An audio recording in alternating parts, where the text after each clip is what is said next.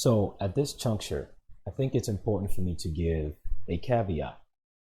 And the caveat is that everything that I'm about to speak of relating to this portion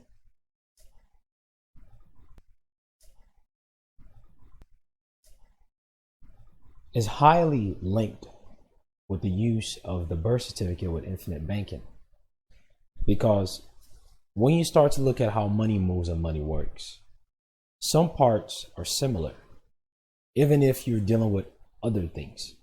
Remember, for the birth certificate, the county gives it as a grant upon the federal level through the Social Security Administration.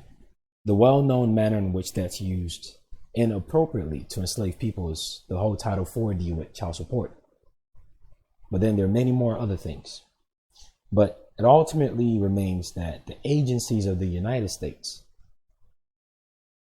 rent the worth of that birth certificate by way of the county who issued it and created it. A lot of people have this misconception that the federal United States created the birth certificate. It's not. The county is the one who issued it. The county granted, literally, they take the monetary value and send in a form of a grant to the federal level based on the Social Security Administration, which is a trust of its own.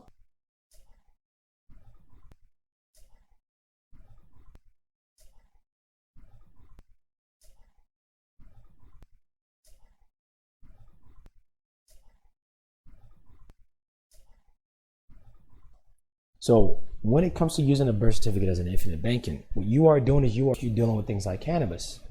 Or if you live in a state whereby the cannabis laws are, pretty lenient, you can be the change of the society whereby people are consuming laboratory made cannabis that are screwing up their minds, making their sperm weaker, screwing up the uterus of the women, killing brain cells, because all those cannabis is messed up. You can be the change. If you have a land, you can grow yours and things like that. Yours will be under 11.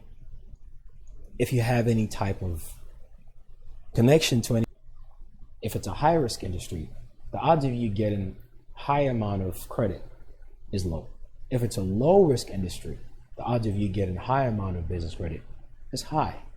The lower the risk in your industry, the better chances of getting business line that will be lodged into the file system of the bank along with that product called a bank account, to which the grant donor will cross-reference to see if you are about your game. See, the thing in the business world, the reality of business world is how organized you are on paper. That's it. That is it.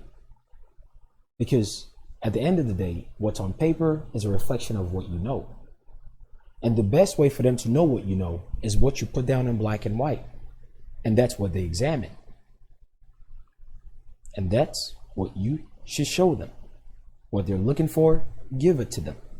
But I am explaining the details here, and by not just saying, hey, go get this, or hey, this is what you can do. You have to know the reason why they're doing what they're doing. And this is also what most grant applicants do not know. They do these things at the back end. So beat them to the punch.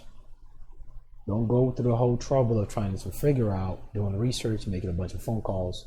Even though making phone calls and doing research is good, but saving you all that headache ahead of time. Just know that this is one of the things you need, and it will be cross-referenced. Now, just so you know, the letter of intent that will be shown to the bank would have different. But the reality is, once you learn it, the information is yours forever. No one can take it from you. And you can multiply that as much as you want. And you will know details that many people, even if they go to school for it, don't learn. Many people, even if when they do the same thing you're doing, will not know. And that will give you an advantage. The complete 25-minute videos on the Patreon page. Take care. Best of luck.